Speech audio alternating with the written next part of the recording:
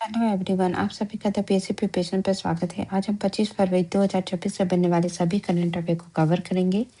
उससे पहले हम लास्ट क्लास का रिवीजन कर लेते हैं। लास्ट क्लास में हमने पढ़ा था प्रधानमंत्री नरेंद्र मोदी द्वारा कहाँ से देश के पहले रीजनल रैपिड ट्रांजिट सिस्टम नमो भारत की शुरुआत की गई है, तो मेरठ से। हेक्सागन अलायंस का संबंध किस देश से है? इजराइल से। कतर ओपन टेनिस टूर्नामेंट 2026 का खिताब किसके द्वारा जीता गया है? कार्लोस अल्कराज के द्वारा। किस टाइगर रिजर्व द्वारा वन जीबी पहल की शुरुआत की गई है? तो पलामू टाइगर रिजर्व, जो कि कहाँ है? झारखंड में। सिक्स्थ खेलो इंडिया विंटर गेम्स 2026 के दूसरे चरण की शुरुआत कहाँ पे की गई है? गुलमर्ग से। किस देश द्वारा ओटावा कन्वेंशन से हटने की घोषणा की गई है? तो पोलैंड के द्वारा। बाफ्टा 2026 में किस फिल्म को बेस्ट फिल्म का अवार्ड मिला है? वन बैटर आफ्टर अनदर को मिला है। और इंडियन फिल्म बूंग, जो कि जो कि फरहान अख्तर द्वारा जो निर्देशित है, इसको इसी में मणिपुरी एक मणिपुरी बॉय पे बेस्ड फिल्म है और इसको बाफ्टा फिल्म अवार्ड में best children and family film का अवार्ड मिला है। AIMA मैनेजिंग इंडिया अवार्ड्स में किसे business leader of the year प्रदान किया गया है? करण अदानी को। किस राज्य को नक्सल मुक्त घोषित किया गया है? बिहार को। राष्ट्रपति भवन में किस पहले भारतीय गवर्नर जनरल के सम्मान में राजा जी उत्सव मनाया जा रहा है? तो सी राजगोपालाचारी के सम्मान में। और इसी दिन जो है राष्ट्रपति भवन में इनकी प्रतिमा को भी जो है स्थापित किया गया है। और ब्रिटिश के जो एक एंटोलेंस थे, उनकी प्रतिमा को की जगह इनकी प्रतिमा को स्थापित किया गया है। हाल ही में किस अभिनेता को SIDS skill India digital hub का ब्रांड एम्बेसडर बनाया गया है? तो ये बनाया गया है अमिताभ बच्चन को। ये थे लास्ट क्लास के रिवीजन। अब शुरू करते हैं आज की क्लास को। पहला क्वेश्चन है, केंद्र सरकार द्वारा शुरू की गई पहली आतंकवाद रोधी नीति का नाम क्या है? इसका नाम है प्रहार। ठीक है, तो केंद्र सरकार ने जो है देश की पहली आतंकवाद रोधी नीति प्रहार जारी की है। इसमें आतंकवाद को जो है बर्दाश्त नहीं करने की नीति पर आधारित एक बहुस्तरीय रणनीति तय की गई है, जो खुफिया जानकारी के आधार पर चरमपंथी हिंसा की रोकथाम और उसको निष्क्रिय करने पर केंद्रित होगा। इसका इसका उद्देश्य है कि आतंकियों और उनके वित्त पोषकों व समर्थकों को धन, हथियार और सुरक्षित ठिकानों तक पहुंच से वंचित करना है। इसमें इंक्लूड होगा साइबर क्राइम, ड्रोन हमला, सीमा पार आतंकवाद और जटिल सुरक्षा खतरों से निपटने के लिए एक सुरक्षित राष्ट्रीय ढांचा का उल्लेख है। प्रहार का फुल फॉर्म है P फॉर प्रिवेंशन, ठीक है, R for response, A for aggregation of capacities, S for human rights and rule of law, A for entering radicalization और A for allying international affairs और R for recovery and resilience। P से मतलब है कि भारतीय नागरिकों और हितों की सुरक्षा के लिए आतंकी हमलों की रोकथाम, प्रिवेंशन।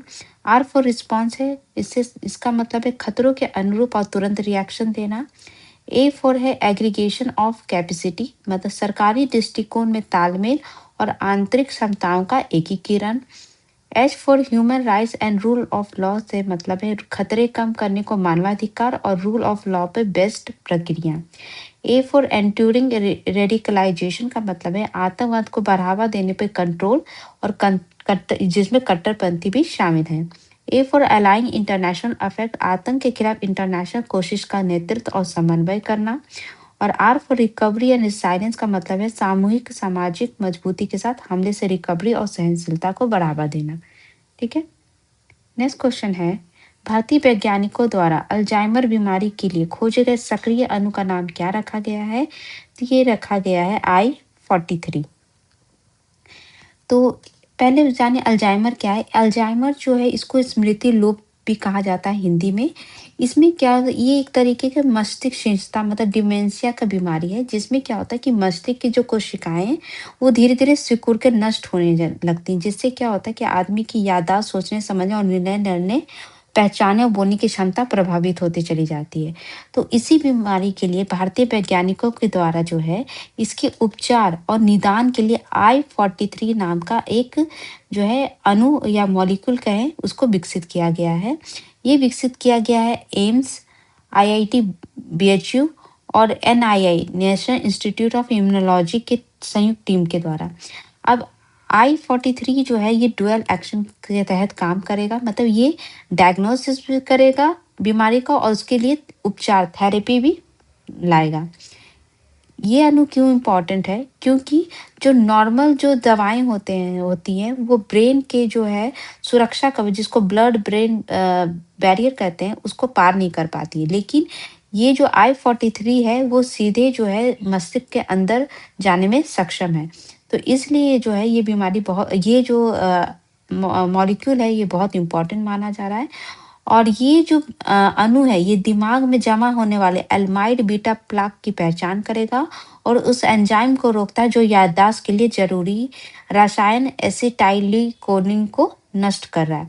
मतलब आपको अगर मेमोरी इंक्रीज करनी है या मेमोरी को जो है कंट्रोल करना है, तो उसको कंट्रोल करता है कौन सा एंजाइम? उसका नाम है एसिटाइल कोलिन। ठीक है, तो ये इसी को जो है कंट्रोल करने का काम करेगा।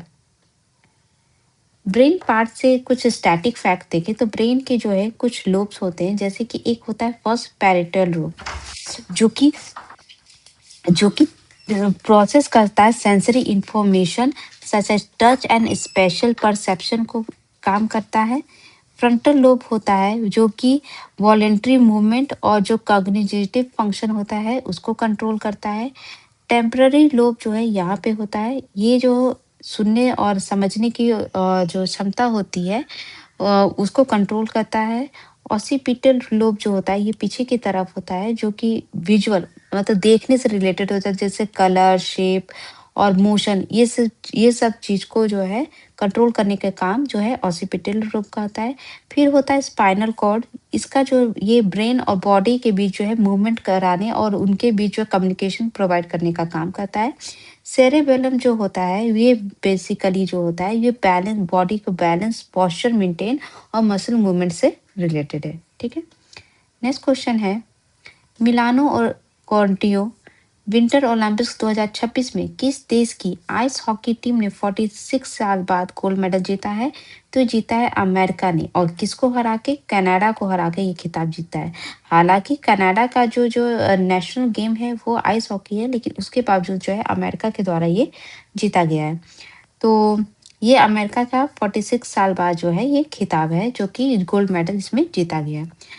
जो अभी विंटर ओलंपिक्स की बात करें तो 15वां संस्करण है, जो कि मिलानो कॉर्टियो इटली में संपन्न हुआ है। और इसमें जो है ये पहली बार है कि ओलंपिक में 2 सिटी एक साथ जो है होस्ट कर रही है, एक मिलान और एक कॉर्टिना है। ठीक है, इसकी बात करें इस इवेंट से रिलेटेड, तो इसमें जो है फर्स्ट टाइम जो है स्की माउंटेनिंग को जो है इसको इसमें इंक्लूड किया गया है, जिसमें 3 मेडल इवेंट्स हो रहे हैं, जैसे मेंस स्प्रिंट, वुमेन्स और मिक्स्ड रिले। इसका जो मैस्कट है वो रखा गया है टीना, ये है टीना और ये है मिलो। ठीक है, जो टीना है ये जो ये रिप्रेजेंट करती है विंटर स्पिरिट एंड क्यूरियोसिटी को, और जो मिलो है ये पैरालंपिक, ये जो टीना है ये ओलंपिक मैस्कट है। ठीक है, और ये जो है पैरालंपिक मैस्कट है। ठीक है, तो ये जो रिप्रेजेंट करती है स्पिरिट एंड क्यूरियोसिटी को, और जो मिलो है ये पैरालंपिक मैस्कट है, ये रिप्रेजेंट करती है रिसाइलेंस और इंजेन्यूटी को। इसके अलावा जो है फिलो 2 ये फ्लावर बनाए गए हैं, जो है 6 लिटिल स्नोड्रॉप फ्लावर जो है इसके मैस्कट में है, जो कि रीबर्थ और होप को रिप्रेजेंट करता है। नेक्स्ट क्वेश्चन है, anti submarine warfare shallow watercraft project के तहत भारतीय नौसेना में शामिल होने वाले तीसरे युद्धपोत का नाम क्या है? तो ये शामिल जो होगा इसका नाम है INS अजनदीप। ये अर्नाला श्रेणी का ही युद्धपोत है। इससे पहले जो है ये तीसरा है। इससे पहले 2 कौन थे? फर्स्ट था INS अर्नाला, दूसरा था INS एंड्रोथ, ये मैंने आपको पढ़ा भी रखा है, और तीसरा भी शामिल होने जा रहा है INS अजनदीप। इसके अलावा जो INS माहे है ये भी जो है इसका सब क्लास है, जो कि 2025 में ही इसको कमीशन किया गया था। ठीक है, तो अभी जो है ये INS अजनदीप को जो है शामिल किया जाएगा। ये कब किया जाएगा? 27 फरवरी 2026 को नौसेना में शामिल किया जाएगा।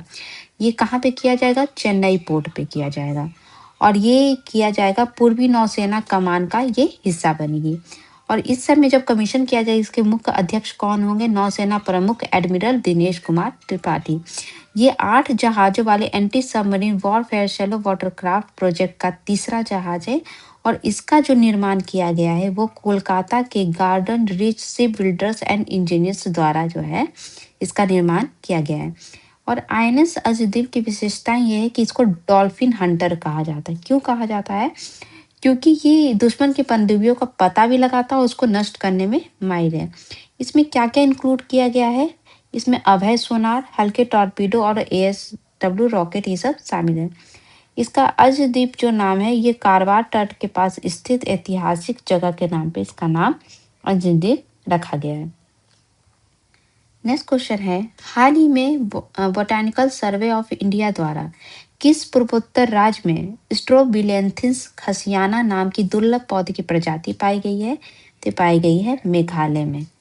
ठीक है, तो भारतीय वनस्पति सर्वेक्षण के द्वारा मेघालय में स्ट्रोबेलिथीजिनिस से संबंधित एक दुर्लभ पौधे की प्रजाति खोजी गई है जिसका नाम स्ट्रोबिलिथिस खसियाना रखा गया है। और ये इसका महत्व ये है कि 1930 के बाद जो है ये पहली बार जो है ये इस जगह पे देखी गई है, क्योंकि ये बहुत सालों तक ये देखी नहीं गई थी, तो ऐसा माना जा रहा था कि ये विलुप्त हो गई है। कुछ इंपॉर्टेंट फाइंडिंग से रिलेटेड फैक्ट का रिवीजन करें तो कर्नाटक में लाल गुलाबी रंग के स्ट्रॉबेरी तेंदुए देखे गए थे। वेस्टर्न घाट में जो है बेहद दुर्लभ और फलदार जड़ी बूटी लेपिडा गैथिक कलवाटा 166 साल बाद देखी गई थी। देहरादून में एएसआई को अश्वमेध यज्ञ के साक्ष्य मिले थे। बिल्ली की दुर्लभ और दुनिया की सबसे छोटी जंगली प्रजाति द रस्टेड स्पॉट कैट जो है राजस्थान में देखी गई थी। जूलॉजिकल सर्वे ऑफ इंडिया के द्वारा जो है बंगाल वेस्ट बंगाल के तट पे समुद्री कृमि की 2 नई प्रजाति खोजी गई थी। केरल में लिरियोथेमिस क्लारेंसिस नाम की new species of dragonfly पाई गई थी। इजिप्ट के वैली ऑफ किंग्स में भारतीय भाषाओं के शिलालेख मिले थे। केरला में टेट्रानियम पैकाइडे पौधे की नई प्रजाति खोजी गई है। केंद्र सरकार की डीप ओशन मिशन के तहत लक्षद्वीप में न्यू स्कॉट लॉबस्टर लियोगैलेथिया समुद्रगिरी की नई प्रजाति पाई गई थी। और इराक के रेगिस्तान में खोया हुआ प्राचीन शहर चाराकास स्पा साइन की खोज की गई थी। नेक्स्ट क्वेश्चन है, किस राज्य और केंद्र शासित प्रदेश सरकार द्वारा सड़क दुर्घटना से पीड़ित व्यक्तियों के लिए राहवीर योजना पहल की शुरुआत की गई है? तो ये शुरुआत की गई है दिल्ली गवर्नमेंट के द्वारा। ठीक है, तो ये जो है ये क्या है कि जो सड़कों पे जो होने वाली दुर्घटना से पीड़ितों को समय पर अस्पताल तक जो पहुंचाएगा और जान बचाने की दिशा में ये पहल है। ये केंद्र सरकार की राहवीर योजना जो है ये दिल्ली में भी लागू करने का निर्णय लिया गया है। और इस योजना के तहत सड़क दुर्घटना में गंभीर रूप से घायलों की मदद करने वाले नागरिकों को जो है 25,000 रुपए की नगद राशि प्रदान की जाएगी। दिल्ली से रिलेटेड फैक्ट देखें तो 44 इंडिया इंटरनेशनल ट्रेड फेयर 2025 की शुरुआत दिल्ली में की गई थी। भारत का पहला स्मार्ट एयरपोर्ट जो है आईजीआई एयरपोर्ट है। वाटर पॉजिटिव एयरपोर्ट का दर्जा भी जो है पहली बार आईजीआई एयरपोर्ट को ही मिला था। नेका 2025 में जो है best performing unit of metro station में जो है ये दिल्ली मेट्रो स्टेशन को दिया गया था। विश्व पुस्तक मेला 2026 यहीं पे संपन्न हुआ था। परमवीर दीर्घा का उद्घाटन जो है राष्ट्रपति भवन में किया गया था। इंडिया एआई पैक्ट समिट 2026 जो है पहली बार जो है इंडिया दिल्ली में हुआ था। और दिल्ली पुलिस के द्वारा साइबर अपराधियों के खिलाफ ऑपरेशन साइबर हॉक 3.0 चलाया गया है। दिल्ली के ही द्वारा लखपति बिटिया योजना शुरू की गई थी और यहीं के गवर्नमेंट के द्वारा मुख्यमंत्री कौशल विकास योजना की भी शुरुआत की गई थी। और दिल्ली पुलिस के द्वारा 79th राइजिंग डे मनाया गया था। नेक्स्ट क्वेश्चन है, किसके द्वारा दुनिया के देशों के साथ अंतर संसदीय संबंधों को मजबूत करने के लिए पार्लियामेंट्री फ्रेंडशिप ग्रुप के गठन की घोषणा किया गया है? तो ये किया गया है ओम बिरला के द्वारा। ठीक है, तो ओम बिरला के द्वारा जो है 64 देशों के साथ जो है ये संसदीय मैत्री समूह के गठन की घोषणा की गई है। इसका उद्देश्य क्या है? इसका उद्देश्य यह है कि भारतीय संसद और अन्य देशों की संसदों के बीच सीधे संवाद को बढ़ावा देना, विधायी अनुभव को साझा करना और द्विपक्षीय संबंधों को गहराना है। इसके अंदर जो है सत्ता पक्ष और विपक्ष दोनों के सांसदों को शामिल किया गया है। ग्रुप बनाया जाएगा, सब प्रत्येक जो ग्रुप में जो है 11 मेंबर्स होंगे। ठीक है, जैसे कि रवि अब कुछ ग्रुप बनाए गए हैं, जैसे रविशंकर प्रसाद जो हैं ये यूके समूह को नेतृत्व करेंगे, अखिलेश यादव जो है जापान ऑस्ट्रेलिया को नेतृत्व करेंगे, शशि थरूर फ्रांस को, पी चिदम्बरम इटली को, असरुद्दीन ओवैसी ओमान को, सुप्रिया सुलू जो है सिंगापुर को, अभिषेक बनर्जी जो है अल्जीरिया को। इसके अलावा जो है अमेरिका, रूस, Germany, Japan, Israel, Saudi Arabia और दक्षिण अफ्रीका, श्रीलंका जैसे भी राष्ट्र इसमें शामिल होंगे। और ओम बिरला से आप कुछ फैक्ट आप देख सकते हो, जैसे ओम बिरला जो है इनके खिलाफ ही विपक्ष के द्वारा जो है अविश्वास प्रस्ताव लाया जा रहा था संसद में। ठीक है, इसके अलावा जो है अभी बांग्लादेश में जो नई सरकार बनी है तारिक रहमान की और जब उनका जो है वो स्वयं प्रधानमंत्री पद की शपथ ले रहे थे तो इंडिया की तरफ से रिप्रेजेंट करने के लिए जो है ओम बिरला ही गए थे। ठीक है, नेक्स्ट क्वेश्चन है किस राज्य में वर्ल्ड ओशन साइंस कांग्रेस 2026 का आयोजन किया जाएगा? तो ये किया जाएगा गोवा में, किया जा रहा है 23 से 26 फरवरी तक। ठीक है, तो ये गोवा के डोना पाउल में जो है ये विश्व महासागर विज्ञान कांग्रेस 2026 के चौथे संस्करण का आयोजन किया जा रहा है, जो कि 23 से 26 फरवरी तक हो रहा है। इसका जो मुख्य आयोजन जो है विज्ञान भारती के द्वारा और CSIR के द्वारा किया जा रहा है। इसका जो उद्घाटन है वो गोवा के मुख्यमंत्री प्रमोद सावंत के द्वारा किया गया है। इसका जो थीम है वो है वन ओशियन वन फ्यूचर, एक महासागर एक भविष्य। ठीक है, गोवा से रिलेटेड कुछ फैक्ट देखें तो अभी प्रधानमंत्री नरेंद्र मोदी जी के द्वारा गोवा में ही 4 दिवसीय इंडिया एनर्जी वीक का उद्घाटन किया गया था। गोवा में जो है तीसरा जिला बना था, क्योंकि गोवा में 2 ही जिले हैं, नॉर्थ गोवा, साउथ गोवा। तो तीसरा जो जिला प्रस्तावित है वो है कुशावती। वर्ल्ड एटलस जारी करने वाला देश का दूसरा राज्य गोवा बना था, पहला कौन था? केरल। ठीक है, नेक्स्ट क्वेश्चन है ग्लोबल AI इम्पैक्ट समिट 2028 का आयोजन किस देश में किया जाएगा? अभी इंडिया इम्पैक्ट समिट जो हो रहा है ये 2026 में कहाँ हो रहा है? इंडिया के दिल्ली में हुआ था। ठीक है, नेक्स्ट जो है 2027 में, 2027 की बात कर रही हूँ, 2027 global AI impact summit Switzerland में होगा और 2028 का जो है वो UAE में होगा। ठीक है, तो ये जो है ये अभी इसी इंडिया AI इम्पैक्ट समिट के दौरान इसकी घोषणा की गई है कि 2027 में ये स्विट्जरलैंड के जेनेवा में होगा और 2028 जो है UAE संभालेगा। लेकिन जब 2027 में जो स्विट्जरलैंड में जब ये आयोजन होगा ग्लोबल AI इम्पैक्ट समिट, तो उसमें जो UAE है इसके साथ को चेयर के रूप में कार्य करेगा। ठीक है, इवेंट से रिलेटेड फैक्ट देखें तो वर्ल्ड गवर्नमेंट समिट 2026 दुबई में हुआ था, जिसकी थीम थी shaping future government. World defence show 2026 जो है रियाद के सऊदी अरेबिया के रियाद शहर में हुआ था। जर्मनी में बायोफेस्ट 2026 जो है आयोजित हुआ था, जिसमें country of the year India को घोषित किया गया था। दिल्ली में भारत बोधन AI कॉन्क्लेव 2026 का उद्घाटन केंद्रीय मंत्री धर्मेंद्र प्रधान के द्वारा किया गया है। इंडिया में पहली बार ब्रिक्स शेरपा मीटिंग 2026 संपन्न हुआ है। दिल्ली में जो है इंडिया AI इम्पैक्ट समिट 2026 जो हुआ था ये जो है पीपल प्लैनेट एंड प्रोग्रेस सूत्र पे आधारित थी और इसकी थीम थी welfare for all and happiness for all. African union summit 2026 जो है इथोपिया में संपन्न होगा। हाल ही में जो है इंडिया इम्पैक्ट समिट के दौरान ही इंडिया के द्वारा 24 घंटे में 2.50 लाख से अधिक AI जिम्मेदारी अभियान के प्रतिज्ञा के लिए गिनीज बुक वर्ल्ड रिकॉर्ड बनाया गया था। प्रधानमंत्री नरेंद्र मोदी जी के द्वारा इंडिया AI इम्पैक्ट समिट 2026 में जो AI विजन को प्रस्तावित किया गया था उसका नाम था मानव।